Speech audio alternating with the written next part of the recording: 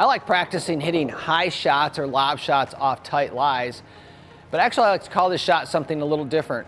Just like I call the chip shot the pinch shot, I like to call this the slider. And the reason why is to hit a high lofted shot, you need to slide the club underneath the golf ball. So if you think about the shaft position for this shot, the shaft needs to be back. It can't be forward to hit a good lob shot.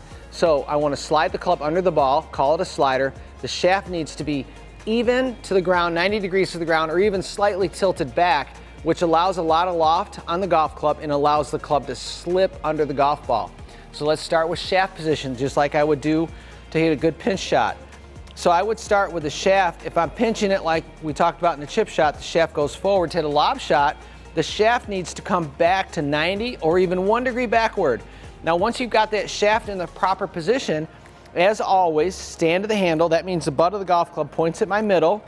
That puts the ball a little bit up in the stance. And so I'm just set here. Now, a lot of times in the short game, we talk about a single pivot point. It's really important. So single pivot point means once you set your center, your weight, your center, let's say your sternum, in one place, you need to stay there and pivot around that place. So when I hit a good lob shot or slider, I need to make sure that as I pivot, I'm not going backward or forward, right? So I stand to the handle, I set the handle, stand to it, take the club back, and as I swing down, I gotta make sure that I pivot around that point so there's not forward or backward lean to it. Let's talk about the technique in the backswing. You know, you can always take the club back with your shoulders, that's pivot, swing it with your arms or hinge it with your wrist. Well, if I'm in a tight lie, I don't want a lot of wrist hinge and I don't want a lot of pivot.